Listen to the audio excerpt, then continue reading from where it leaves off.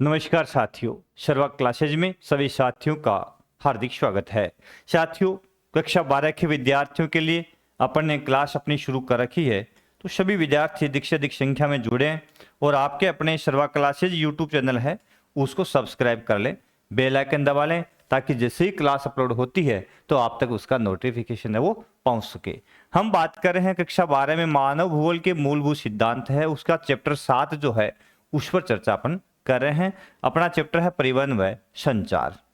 तो एनसीईआरटी का संपूर्ण सिलेबस आपके अपने यूट्यूब चैनल जो है शर्वा क्लासेज पर उपलब्ध है।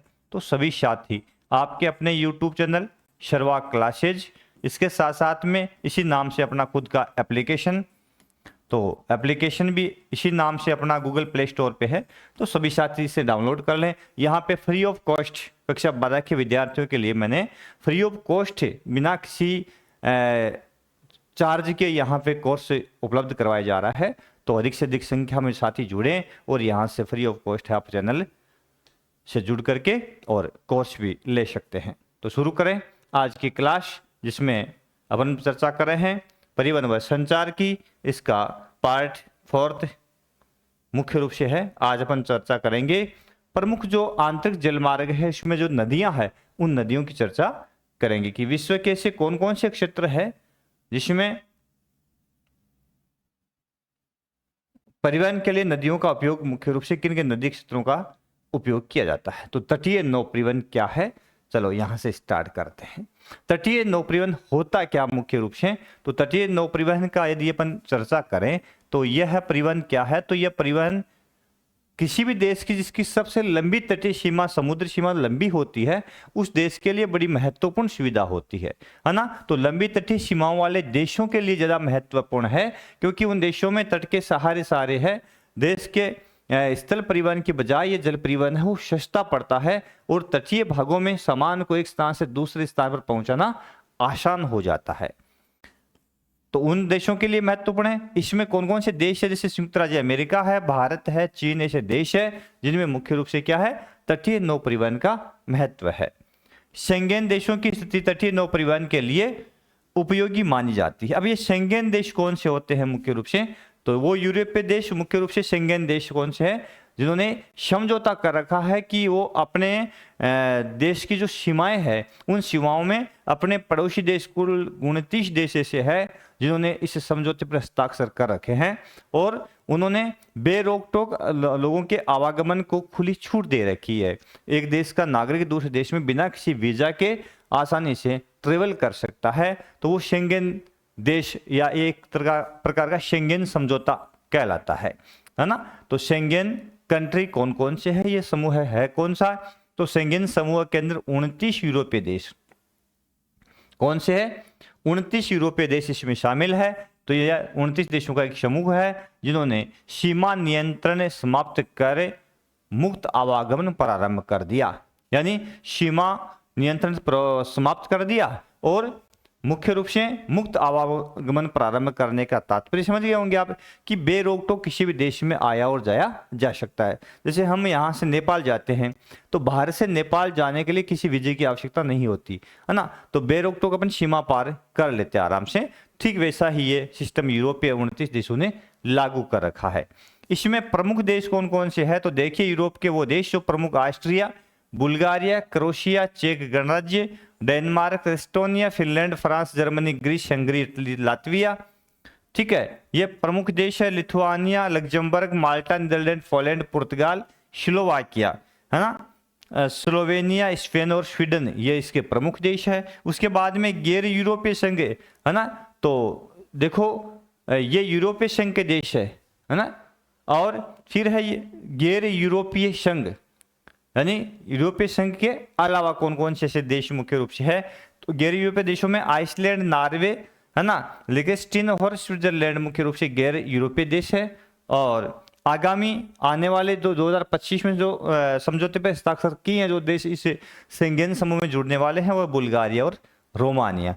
तो कुल मिलाकर ये इनकी संख्या कितनी हो जाती है, 29 संख्या हो जाती है। और ये ऐसे देश है जिन्होंने अपनी सीमा पर नियंत्रण जो है उसको समाप्त कर रखा है और बिना किसी नियंत्रण के ये देश है आपस में एक दूसरे के देश के सीमा के अंदर है, आ जा सकते हैं, व्यापारिक गतिविधियां कर सकते हैं।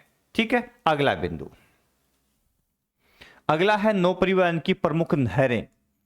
प्रमुख नहरें नौ परिवहन की कौन कौन सी है और विश्व में इनका क्या महत्व है। तो आंतरिक जल परिवहन में नौ जल जो नहर जो है उसका बड़ा इंपॉर्टेंस है, बड़ा महत्व होता है। ठीक है, तो उसमें दो बड़ी नहरें हैं जो विश्व के अंदर अपन कहें तो परिवहन जो तंत्र है उसके अंदर उन्होंने क्रांति प्रमुख रूप से ला दी है। एक नहर जो है स्वेज नहर, जो विश्व की सबसे महत्वपूर्ण नहर मानी जाती है, और दूसरी है पन्नामा नहर। ठीक है, तो स्वेज नहर की अपन चर्चा करते हैं तो मुख्य रूप से ये नहर है, इसका निर्माण कहाँ किया गया, तो इस नहर का निर्माण 1869 ईस्वी के अंदर मिस्र के उत्तर में, अफ्रीकी देश है मिस्र, पोर्ट सईद और दक्षिण में पोर्ट स्वेज, लाल सागर का पूर्वी छोर उत्तरी छोर और पोर्ट सईद भूमध्य सागर का दक्षिणी छोर मुख्य रूप से है। तो पोर्ट सईद व दक्षिण में पोर्ट स्वेज को पत्तनों को भूमध्य सागर व लाल सागर को जोड़ने के लिए इस नहर का निर्माण किया गया है। ठीक है, यह मार्ग यूरोपीय देशों व हिंद महासागरीय देशों को आपस में जोड़ता है, इनके बीच की दूरी को घटा देता है। कैसे, पहले यूरोपीय देश जो भूमध्य सागरीय मान लेते हैं कि ये अपना यूरोप है और बीच में ये भूमध्य सागर है, और यहां अपन देखते हैं कि ये अफ्रीका है, तो यहां भूमध्य सागर है, और यहां पे एक देश है उसका नाम है मिस्र, और यहां पे ये नहर जो है उसका नाम है स्वेज नहर का निर्माण यहां किया गया है। यहाँ पे ये स्वेज मिस्र के अंदर। अब इस साइड में अपन चलते हैं तो यह जल क्षेत्र है वो लाल सागर है और ये भूमध्य सागर है ही। अब इस तरह से अब जलयान सीधे यहां आकर के, और भारत श्रीलंका है या ऑस्ट्रेलिया की साइड में आसानी से यूरोपीय जहाज है वो आ जा सकते हैं, जिसमें कोई समस्या नहीं आती। और रास्ता भी ये लगभग 6400 किलोमीटर छोटा हो गया। क्यों? क्योंकि पहले ये जलयान जो थे वो यहां से आते थे अफ्रीका के चक्कर लगा करके, और फिर वापस यहां पहुंचते थे दक्षिण एशियाई देशों के पास में।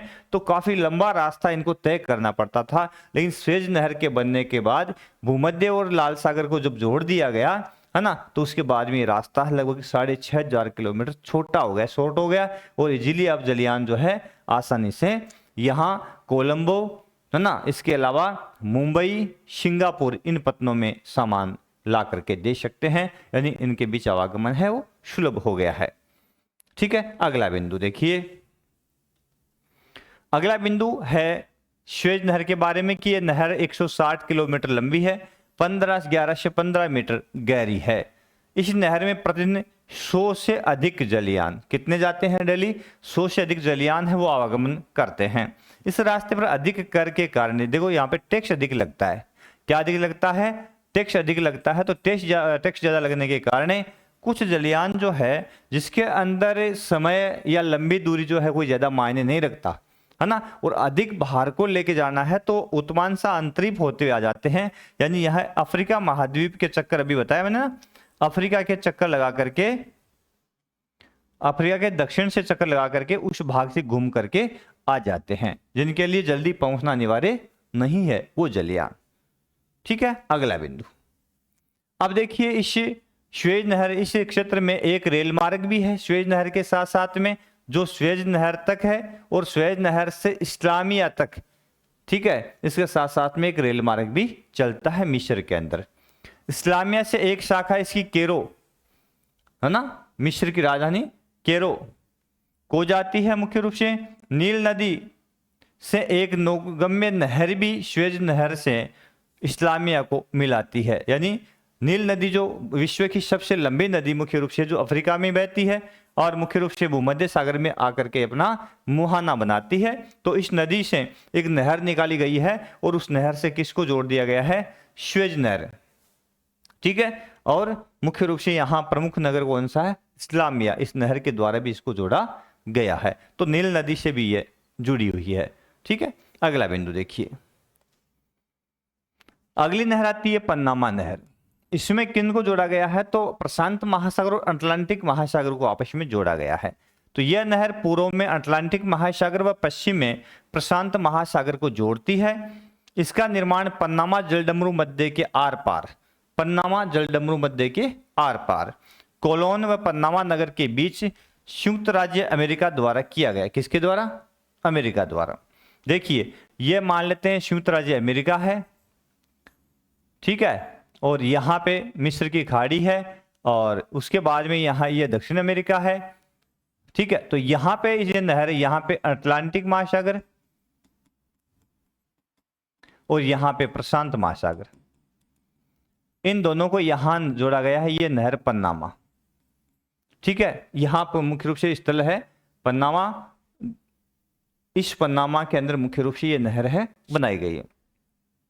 इसका एक छोर मुख्य रूप से इस साइड का है ना, उसका नाम है, एक छोर का नाम है कोलोन और दूसरी साइड का नाम है पन्नामा। तो मुख्य रूप से इन दोनों को मिला करके इस भाग में ये नहर जो है बना दी गई है। इस नहर में समस्या यह है कि अटलांटिक और प्रशांत महासागर का जो जल लेवल जो है ना, वो लगभग 26 मीटर का अंतर उसमें है, तो ऊपर नीचे है। तो पानी यदि अपन सीधा नहर को जोड़ देंगे तो पानी का लेवल है एक महासागर दूसरी महासागर में 26 मीटर बहुत ज्यादा होता है, तो उसका प्रवाह प्रारंभ हो जाएगा। तो उसको रोकने के लिए मुख्य रूप से इसमें बंधक बनाए गए, जल बंधक, यानी पानी को बीच बीच में रोका गया है। लगभग 6 लोक बनाए गए हैं ताकि पानी एक भाग से दूसरे भाग में ट्रांसफर नहीं हो, है।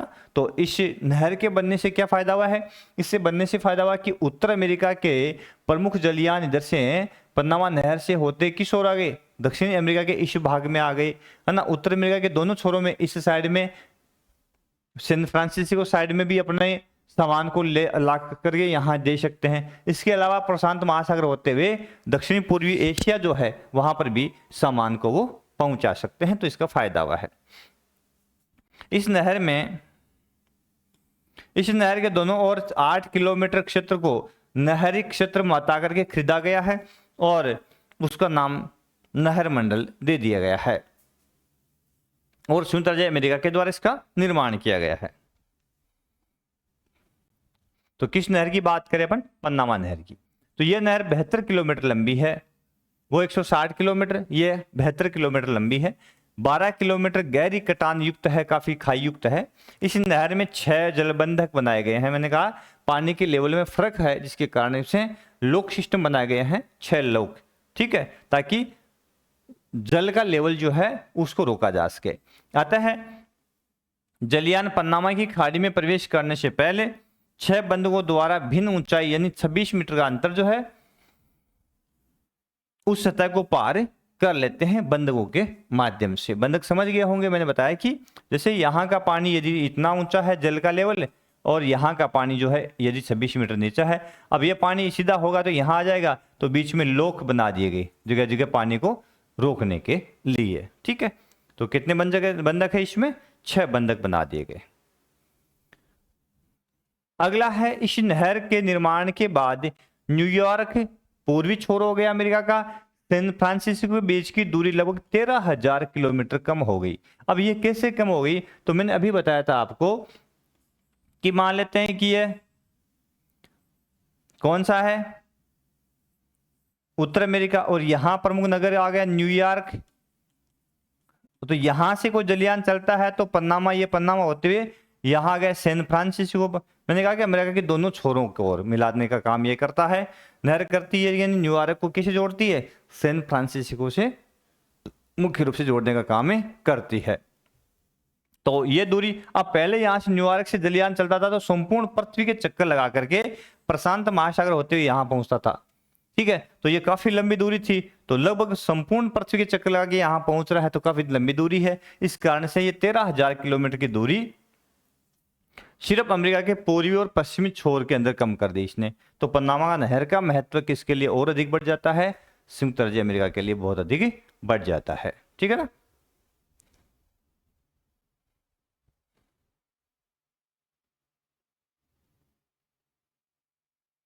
ठीक है, तो अमेरिका जो है उसके दोनों छोरों की दूरी काफी कम कर दी इसने। इसके अलावा इसके नहर का महत्व भी पश्चिमी यूरोपीय देश, उत्तर पूर्वी अमेरिका और दक्षिणी अमेरिका के मध्य काफी ज्यादा बढ़ गया है इसके नहर के बनने के बाद।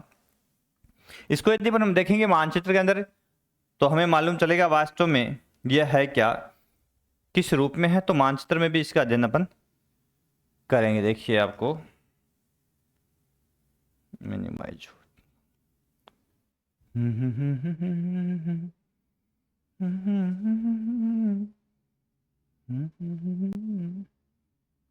मिनट, चलो जी अगला बिंदु देखते हैं, आंतरिक जल मार्ग। अब अपन चर्चा करेंगे विश्व के प्रमुख आंतरिक जल मार्गों की।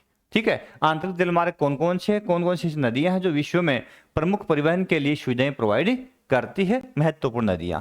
तो आंतरिक जल मार्ग के लिए नदियां, नहरें, झीलें यही होती है महत्वपूर्ण किसी प्रदेश विशेष के अंदर आंतरिक भागों को जोड़ने के लिए। तो नदियां, नहरें, झीलें और तटीय क्षेत्र में प्राचीन समय से उपयोग इसका आंतरिक जल मार्ग के रूप में होता चलाया है।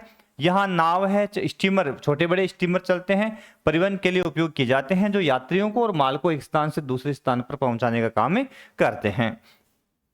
इनका विकास नहरों की नौगम्यता, देखो आवश्यकता क्या होती है आंतरिक जल मार्ग के विकास के लिए, महत्वपूर्ण बिंदु क्या है कि आवश्यकता क्या क्या होती है।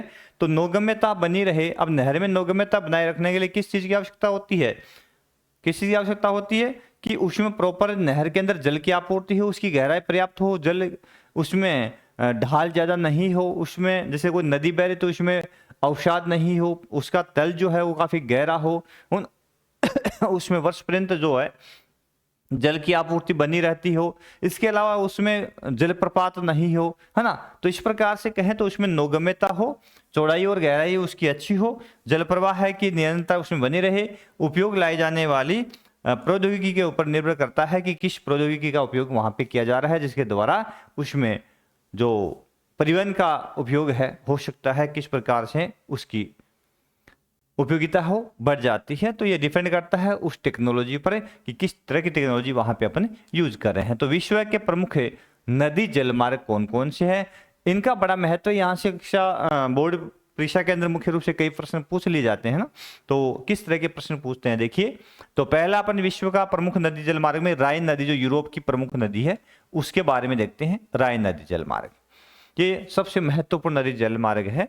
यह नदी स्विट्जरलैंड के आल्प्स पर्वत में स्थित झील टॉमसे से निकलती है।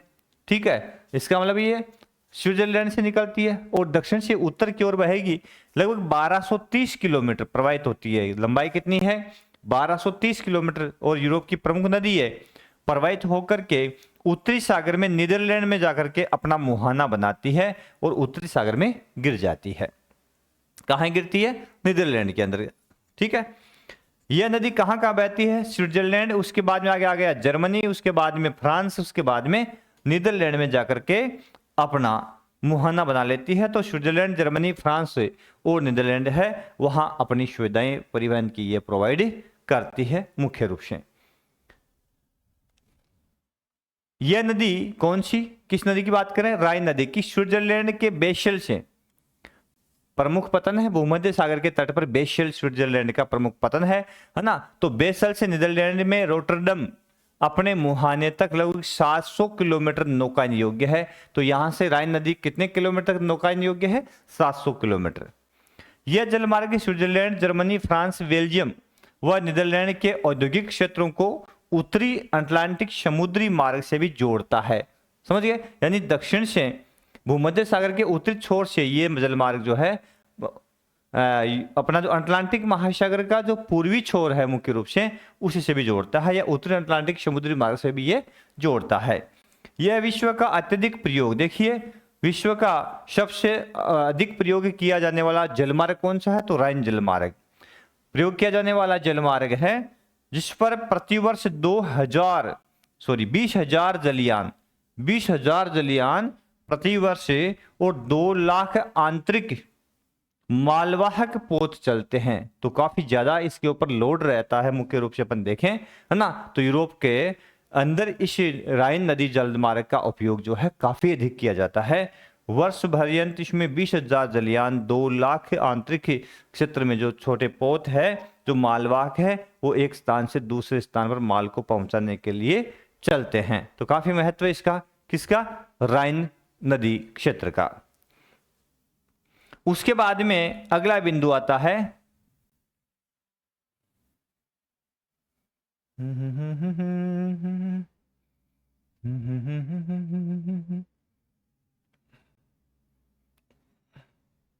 थोड़ा सा इसको देखो, अपन देखते हैं। तो अगली नदी कौन सी है, अब आगे देखते हैं। अगली नदी है अपना रूर नदी। कौन सी है?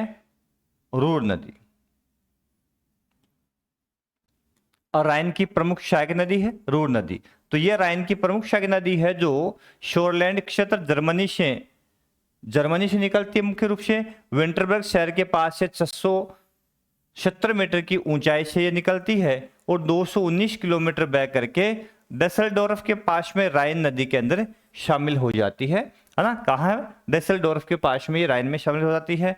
यह नदी संपन्न कोयला क्षेत्र है, रूर कोयला क्षेत्र है ना। यहाँ कोयले के निक्षेप पाया जाता है। भारत में दामोदर नदी जो है ना, वो कोयले के लिए संपन्न क्षेत्र है। तो भारत का रूर क्षेत्र कौन सा कहलाता है? दामोदर नदी वाला। तो ये संपन्न कोयला क्षेत्र से होकर के प्रवाहित होती है। विश्व में इसका बड़ा महत्व है। संपूर्ण नदी बेसिन विनिर्माण दृष्टि से काफी संपन्न है। यहाँ पे कौन से विनिर्माण कारखाने जो है द्वितीय क्रियाकलाप के तहत विनिर्माण उद्योग जो है यहाँ पे काफी अधिक है, क्योंकि ऊर्जा के रूप में यहाँ कोयला उपलब्ध है। और राइन जो क्षेत्र है, रूर क्षेत्र है, मुख्य रूप से यहाँ पे लौह अयस्क है, उसकी भी उपलब्धता काफी ज्यादा है। तो सबसे पहले विश्व के जो कारखाने लगे थे, लौह इस्पात के कारखाने इसी प्रदेश में काफी ज्यादा लगे थे। आजकल एक प्रश्न आता है यहाँ से कि बदलता रूर क्षेत्र का परिदृश्य जो आजकल बदल रहा है, यानी यहाँ पे जो लौह इस्पात के जो कारखाने स्टार्टिंग में लगे थे, खूब होते थे, उसकी जगह आजकल मोटर कार जो है उसके कारखाने हैं, उच्च टेक्नोलॉजी के कारखाने हैं, वो लगना प्रारंभ हो गए हैं। और यहाँ पे लौह इस्पात के कारखाने हैं वो जंग लगे हो चुके हैं। ठीक है ना। तो ये थोड़ा सा चेंज हो गया है। अगला है डेन्यूब नदी। तो यह नदी यूरोप की दूसरी सबसे लंबी नदी है, 1850 किलोमीटर लंबाई है। तो डेन्यूब दूसरी लंबी नदी है, जिसका उद्गम जर्मनी में ब्लैक फॉरेस्ट पर्वत से होता है। कहां से होता है? जर्मनी से, ब्लैक फॉरेस्ट से होता है डेन्यूब का उद्गम। और यह दक्षिण पूर्व में बहती हुई रोमानिया और यूक्रेन, अभी जो रूस के साथ युद्ध चल रहा है रोमानिया व यूक्रेन में, डेल्टा बनाती हुई काला सागर में, ब्लैक सी जो है उसमें जाकर के अपना मुहाना बनाती है, यानी गिर जाती है। ठीक है। यह 10 देशों से प्रवाहित होती है Danube. Germany, Austria, Slovakia, Hungary, Croatia, Serbia, Bulgaria, Romania, Moldova या व यूक्रेन में प्रवाहित 10 देशों में प्रवाहित होती है। तो इन देशों में मुख्य रूप से यह परिवहन की सुविधा प्रोवाइड करती है। कौन सी? डेन्यूब नदी। ठीक है ना। तो यह भी यूरोप की दूसरी प्रमुख नदी है जो परिवहन सुविधा देती है। डेन्यूब नदी लगभग 2400 किलोमीटर, कितनी? 2400 किलोमीटर टारना सेविरिन तक नौ परिवहन योग्य है, जो लंबाई का 80% भाग है। तो डेन्यूब नदी का कितना प्रतिशत है भाग जो है मुख्य रूप से परिवहन योग्य जो है ना, नौकायन योग्य है, तो वो 80% भाग, लगभग 2400 किलोमीटर। इस मार्ग से निर्यात किए जाने वाले पदार्थ में मुख्य रूप से गेहूं, क्योंकि यूरोप जो होता है मुख्य रूप से यूरोप के अंदर यहाँ गेहूं की उपलब्धता है, क्योंकि शीतोष्ण कटिबंध वाला प्रदेश है तो बहुत अच्छी होती है। मक्का, इमारती लकड़ी और मशीनरी इस डेन्यूब जलमार्ग से निर्यात की जाने वाली प्रमुख वस्तुएं हैं। फिर आता है रूस की प्रमुख नदी वोल्गा जलमार्ग। वोल्गा जलमार्ग, ठीक है। तो ये कहां? देखिए, ये नदी यूरोप की महत्वपूर्ण नदी है जो वल्डाई पहाड़ी, यूरोप उत्तर पश्चिमी रूस के अंदर है वल्डाई पहाड़ी। ठीक है ना। वल्दाई या वल्डाई पहाड़ी रूस के उत्तर पश्चिम में है। तो मुख्य रूप से कौन सा रूस? यूरोपीय रूस, उसके उत्तर पश्चिम में स्थित पहाड़ी जो है वल्दाई पहाड़ी से यहां से निकलती है ना, और कैस्पियन सागर में गिरती है। कहां गिरती है? कैस्पियन सागर में, दक्षिण पश्चिम की ओर प्रवाहित, पूर्व की ओर प्रवाहित होकर के। यह 11,200 किलोमीटर नौकायन योग्य है, महत्वपूर्ण है ये भी। और इसकी मुख्य रूप से वोल्गा जो है, इससे मास्को को जोड़ने के लिए नहर डाली गई है, वोल्गा मास्को नहर, है ना, वोल्गा मास्को नहर। तो मास्को से वह वोल्गा डोन नहर जो है इसको काला सागर से जोड़ने के लिए बनाई गई है। तो यहाँ पे एक प्रश्न आता है मुख्य रूप से कि वोल्गा मास्को नहर जो है किसको जोड़ती है? तो मास्को कहाँ की राजधानी है? रूस की राजधानी, आपको पता ही है। और मुख्य रूप से वोल्गा डोन नहर जो है किसको जोड़ती है? तो ये वोल्गा डोन नहर है, इसको काला सागर से जोड़ती है। ठीक है ना। तो ये दो नहरें मुख्य रूप से वोल्गा जलमार्ग जो है उसमें अपना महत्व भी रखती है। तो ये भी एक यूरोप का महत्वपूर्ण जलमार्ग है। फिर आता है उत्तर अमेरिका, चलते हैं। वृहत झीलें व सेंट लॉरेंस समुद्री जलमार्ग। तो उत्तरी अमेरिका का महान झील क्षेत्र, अमेरिका और कनाडा जो है ना, उसका महान झील क्षेत्र 5 बड़ी झीलें हैं, है ना, जिसके अंदर सुपीरियर, ह्यूरन, एरी, ओंटारियो, मिशिगन आदि झीलें हैं जो महत्वपूर्ण है विश्व की। और मीठे पानी का जो सोर्स है विश्व का, उसका बहुत बड़ा हिस्सा ये झीलें रखती है, ताजे पानी का। तो उत्तरी अमेरिका की वृहत झीलें सुपीरियर, ह्यूरन, एरी, ओंटारियो, मिशिगन आदि जो है, ये 5 झील जो है मुख्य रूप से महान झील क्षेत्र कहलाता है, जो विश्व के ताजे पानी का महत्वपूर्ण स्रोत है, बहुत बड़ा हिस्सा ये मानी जाती है। इन नहरों के अंदर 2 नहर, इन झीलों के अंदर इनको जोड़ा गया है। इसमें 2 मुख्य नहरें हैं। एक तो शू नहर, तो ये सुपीरियर झील को किससे जोड़ती है? ह्यूरन झील से जोड़ती है। तो यहां से पूछ ले कि शू नहर किन प्रमुख झीलों को जोड़ती है, तो सुपीरियर झील को ह्यूरन से जोड़ती है। ठीक है। एक वलेन नहर जो कनाडा की प्रमुख नहर है, कनाडा के अंदर वलेन नहर, और ये नहर ओंटारियो झील को इरी से जोड़ती है।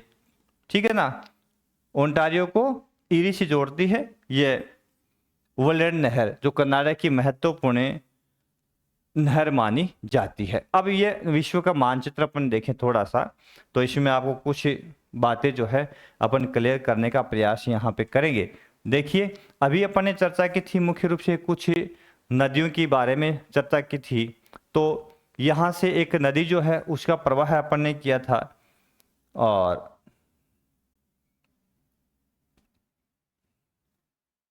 यहां से एक नदी है उत्तरी सागर में अपन ने गिराई थी, जिसका नाम था राइन। ठीक है। इसके अलावा यह मुख्य रूप से रूस जो आपको नजर आ रहा है ना, तो यहां से एक मास्को से होते हुए मुख्य रूप से काला सागर की ओर यहां से एक नदी आई थी जो काला सागर में गिरी थी, है ना, वोल्गा। ठीक है। तो यह प्रमुख मार्ग अपन ने देखा है, राइन मार्ग अपन ने देखा है मुख्य रूप से। कैस्पियन सागर की ओर यहां से जो जर्मनी वाला जो क्षेत्र मुख्य रूप से है, यहां से एक नदी निकलती है डेन्यूब, और काला सागर में जाकर, कैस्पियन सागर में जाकर के गिरती है ना। तो मुख्य रूप से यह भी बड़ा महत्वपूर्ण भाग है ना, ये भी बड़ा महत्वपूर्ण भाग है डेन्यूब नदी वाला। तो ये आपको डेन्यूब नदी यहाँ पे मिल जाती है। ठीक है। तो इसके अलावा अपन महान झील की क्षेत्र की बात करते तो ये कनाडा है, जहाँ पे ये कनाडा हो गया अपना, और ये संयुक्त राज्य अमेरिका हो गया। ठीक है। तो यहाँ पे ये 5 झीलें बड़ी है, जिसमें सुपीरियर है, एरी है, ओंटेरियो है ना। तो ये 5 झीलें बड़ी महत्वपूर्ण पास में ही सारी सारी, और संयुक्त राज्य अमेरिका और कनाडा की सीमा पे मुख्य रूप से है ना। तो ये जो क्षेत्र होता है ये विश्व का महान झील क्षेत्र कहलाता है। ठीक है। इन नहरों से होते मुख्य रूप से सेंट लॉरेंस नदी जो है अपनी एस्चुरी इन झीलों के पास में ही बनाती है और आगे जाकर के अटलांटिक महासागर में गिरती है। तो इसका भी विश्व के आंतरिक जल परिवहन में काफी ज्यादा महत्व माना जाता है। तो आप मानचित्र में इनकी स्थिति यदि पूछ ले तो आप आसानी से दर्शा सकते हो। रूस के अंदर ये राइन नदी मार्ग है, डेन्यूब नदी मार्ग है, वोल्गा नदी मार्ग, मुख्य रूप से 3 देखे अपन ने। इसके अलावा यहाँ महान झील क्षेत्र है, सेंट्रल लॉरेंस क्षेत्र है।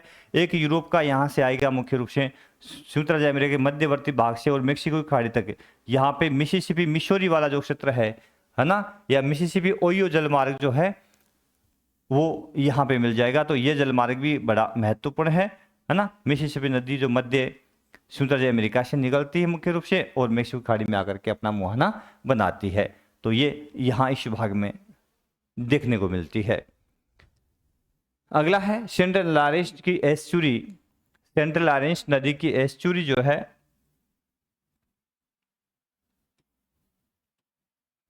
एस्चुरी किसे कहते हैं? ज्वार नदमुख, ज्वारे नदमुख, जिसमें नदी जो है डायरेक्ट समुद्र में आकर गिरती है एक गहरी खाई के साथ में, यानी डेल्टा में नदी मंद ढाल के साथ में अनेक शाखाओं में बंट करके समुद्र में गिरती है ना। तो इस तरह की शेप यदि नदी बना करके समुद्र में गिर रही है, अनेक शाखाओं में बंट करके गिर रही है मुख्य रूप से, तो इसको तो बोलते हैं डेल्टा।